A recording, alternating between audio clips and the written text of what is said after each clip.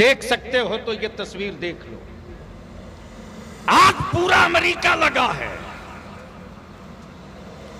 जिस इस्राइल ने यकीन कर लिया था कि अब ये दोबारा नबी वाले फलस्तीन में सर नहीं उठाएंगे,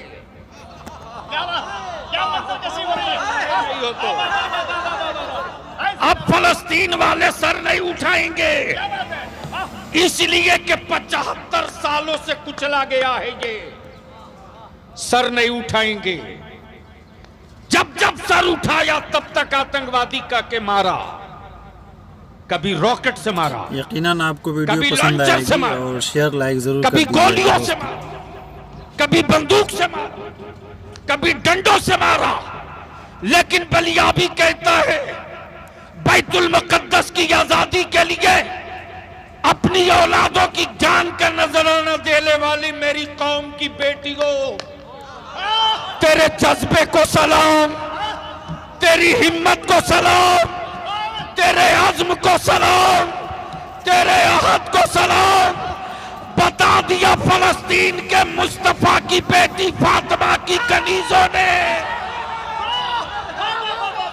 बता दिया सैयदा फातिमा की कनीजों ने, ए दुनिया की औरतों, तुमने बेटा पैदा किया खानदान के लिए, मुस्तफा की उम्मत ने बेटा पैदा किया इस्लाम के लिए। इस्लाम अल्लाहू अकबर, नारे तकबीर, नारे रिसालत, हुजूर काफ़ी मिल्लत, हुजूर काफ़ी मिल्लत, हुजूर काफ़ी मिल्लत। दुनिया का मुसलमान, दुनिया का मुसलमान, भारत का मुसलमान, नारे तकबीर, नारे रिसालत। सुनोगे तो बैठ जाओ। बहुत प्यारा अंदाज है। तवज्जो चाहूं, दुआ कीजिए। अगर किसी को डर लगता है तो जा सकता है, मेरी तरफ से छूट है। अल्लाह तबारक व तआला अता करे। जिसका हार्ट कमजोर हो वो निकल ले, मेरी तरफ से छूट है। रोज बलियाबी को गीदड़ भभकियां मिलती है, चुप कब होवोगे? मैंने कहा कि दुनिया की अब तक कोई ताकत नहीं पैदा ली हुई इस जमीन पर जो नबी के गुलामों को चुप करा दे। जब सारी दुनिया का कुफ्र मिलकर बद्र में 313 को न चुप करा सके। काश मैं पत्थरों की गोद में आज ये गुफ्तगू नहीं करता। दीवानों तकरीर सुन लो, तकरीर क्या बोलेगा? ये बोझ बैठे हैं, बोझ भी नहीं पढ़नी है बात। सिर्फ जुब्बा और पगड़ी और लंबा कुर्ता से मौलवी थोड़ी कोई होता है यार, पढ़ना पड़ेगा। सुनोगे तो बोलना पड़ेगा। अरे बोल, डरता नहीं है तो बोल। दिल लगा मैं क्या कह रहा। पूरी दुनिया का कुफ्र 313 को न डरा सका। पूरी दुनिया का कुफ्र 313 को न डरा सका। पूरी हुकूमत मिलकर वाह सुभान अल्लाह, एक कलीमुल्लाह को न डरा सकी। नमरूद का पूरा सत्ता मिलकर एक खलीलुल्लाह को न डरा सकी। और 22,000 यजीद का लश्कर मिलकर एक हुसैन को न डरा सके। और पूरी दुनिया के बदअकीदे मिलकर बरेली के एक अहमद रजा को न डरा सके।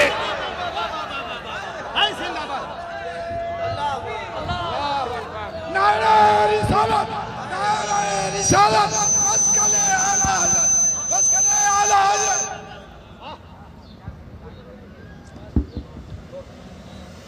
सुनोगे तो बोलना पड़ेगा, सुनोगे तो बोलना पड़ेगा। तवज्जो चाहूं, पढ़े लिखे लोग अगर बैठे हैं तो सुन लीजिए। मैं जानता हूं कि क्या होता है। अगर ईमान जिंदा है तो कितनों का जिंदा है? जरा हाथ उठाओ, उठाए रखो। तुम्हारे पड़ोस में देख लो कोई जिंदा ईमान वाला है या मरा हुआ। जिसका न उठा हो समझ लो मरा हुआ है। आए? क्या बोला? झूठ बोल रहे हो। अरे सब जिंदा होते तो मस्जिदों में नमाजियों की भीड़ जाती और हर मस्जिद से यही मैसेज निकलता कि ईमान वालों की साल में एक ईद नहीं होती है, बल्कि 24 घंटे में 5 वक्त ईद हुआ करती है।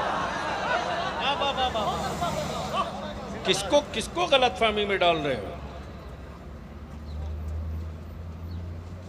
नौजवानों, तुमसे बेहतर मेरी बेटियां हैं, मेरी माएं। आज भी कौम मुस्लिम की बेटियां कांच की चूड़ियां पहनती हैं।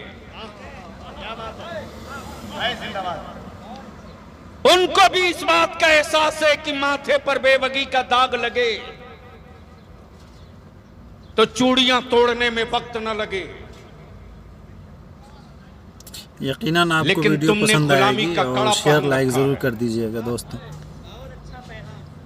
और माफ करना, कुछ मजार बेचने वाले हरामखोरों ने बुजुर्गों की चादर के सौदागरों ने खानकाहों की अजमत के व्यापारियों ने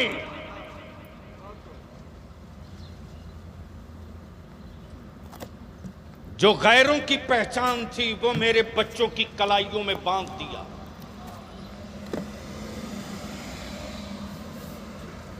हमारा बच्चा अकीदत की भट्टी में जलते रहा।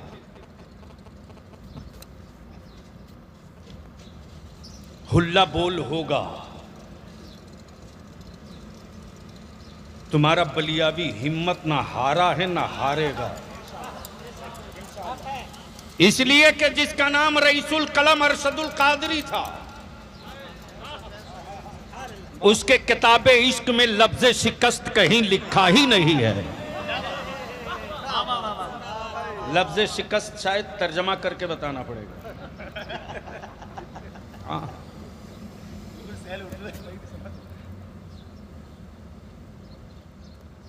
मौलाना अली रजा मिसवाई, मौलाना अली रजा रहबर, जब नकल दुरुस्त नहीं है तो अकल कहाँ दुरुस्त होगी। बहुत प्यारा अंदाज है। मैं रोज देखता हूँ।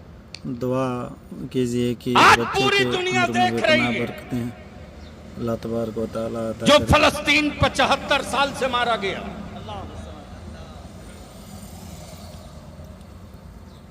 उसी बैतुल मुकद्दस के सहन में माए अपनी औलादों के साथ इफ्तार का इंतजार कर रही। जुल्म के खंजर ने बेटों को 2 टुकड़े कर दिए, लेकिन उन माओं की हिम्मत नहीं टूटी। बूढ़े बाप के सामने बेटों को 147 से भून दिया। अश्कबार आंखों से बूढ़े बाप ने अपने कमजोर कंधे पर जवान बेटे की लाश उठाई। हिम्मत नहीं टूटी। 75 साल मारते रहे और कहते रहे आतंकवादी है। भारत में जो पहली आवाज निकली है फलस्तीन की हिमायत में, वो आवाज किसी और की नहीं, इसी तरह बलियाबी की है। और मैंने खम ठोक कर कहा है, चुप नहीं रहूंगा। अगर मेरे खानदान पर आंच आवे जलता देख लूंगा। नबी के इस्लाम की बात आवेगी तो खानदान जला के उजाला करूंगा। वाह वाह वाह वाह वाह वाह वाह, या रसूल अल्लाह, आए जिंदाबाद जिंदाबाद जिंदाबाद, वाह वाह वाह वाह वाह वाह वाह, जिंदाबाद।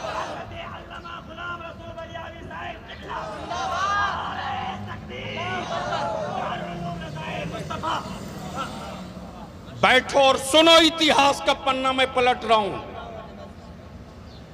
उलमाए किराम अगर संजीदगी से सुन रहे हैं तो तारीख का ये हिस्सा सुने। सन 1947 में जर्मनी में हिटलर ने इन यहूदियों को निकाला था। और जब निकाला इन यहूदियों के दोगलेपन की वजह से, तो अमेरिका ने इनको पनाह नहीं दिया, रूस ने इनको छुपने की जगह नहीं दिया।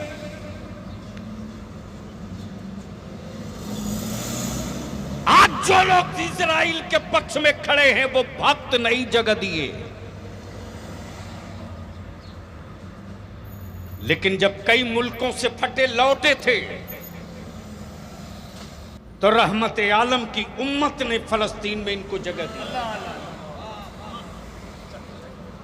और सिर्फ जगह ही नहीं दिया, कहा भूखे हो मैं खाना खिलाऊंगा। प्लीज एक सेकंड नहीं लगेगा, उतर के चल दूंगा। ये बलियावी है।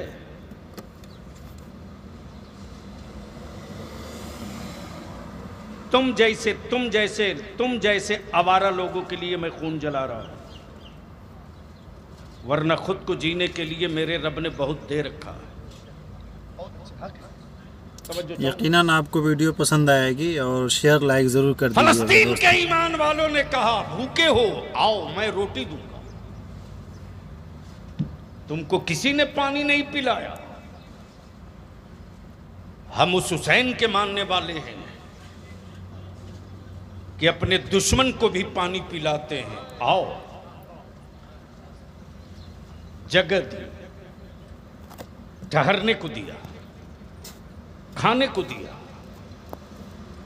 और यही अमेरिका की रखेल जिसको यूएनओ अक़वाम मुत्तहिदा कहते, ब्रिटेन ने, अमेरिका ने, लंदन ने, इटली ने मिलकर के उन यहूदियों को, कब्जा करने वाले यहूदियों को इस्राइल मुल्क नाम का एक मान्यता दे दिया। क्या इससे कोई माई का लाल झुठला सकता है? बलियाबी चुनौती देकर कहता हिम्मत है तो आओ किसी मैदान में।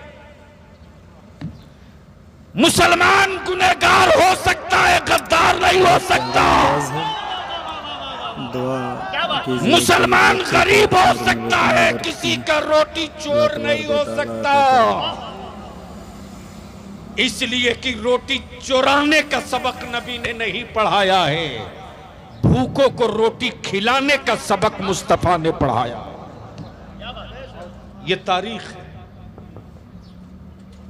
दोनों की तारीख एक। भारत में अंग्रेजों के खिलाफ जब राष्ट्रपिता बापू अंग्रेजों से भारत की आजादी की जंग लड़ रहे थे, साथ में नागपुर का कोई बाबा नहीं था, हाफ पैंट वाला कोई चड्डी छाप नहीं था, बल्कि अंग्रेजों के खिलाफ जिहाद का फतवा देने वाला नबी के इल्म का वारिस अल्लामा फजल हक खैराबादी था, अल्लामा अशफाकुल्लाह थे, अल्लामा किफायत अली थे, मौलाना मजहरुल हक सिवान के थे, खान अब्दुल गफ्फार खान थे। उस वक्त विक्टोरिया के गुंडों ने यही कहा था, भारत की आजादी की बात करने वाले आतंकवादी हैं, भारत की आजादी की बात करने वाले दहशतगर्द थे, भारत की आजादी की बात करने वाले टेररिस्ट थे। भून दो इनको गोलियों से, भून दो इनको गोलियों से। जलियाना वाला बाग चीख चीख कर कह रहा है गोलियों के निशान अब भी बचे हैं, अब भी बचे। दिल्ली से लेकर बंगाल तक शेरशाह सूरी रोड में कोई पेड़ ऐसा नहीं था जिस पेड़ पर किसी मुसलमान की लाश न लटक रही हो। वो इसलिए कि वो अपने भारत की आजादी की जंग लड़ रहे थे। उस वक्त विक्टोरिया के गुंडों ने कहा था कि ये टेररिस्ट और दहशतगर्द हैं। ये किसने कहा था? अंग्रेजों ने कहा था।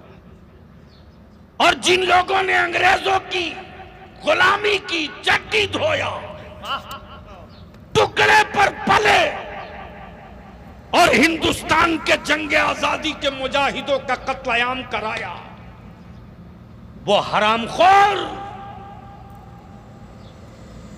हरामखोर आजादी की जंग लड़ने वाली औलादों को आज दहशतगर्द कहते। अदालतें चुप। जिन्हें वोट देकर तुमने सत्ता में डाला बे, वो भी चुप। बता कौन लीडर, किस पार्टी का लीडर तेरी औलादों की हिमायत में खड़ा हुआ, बता।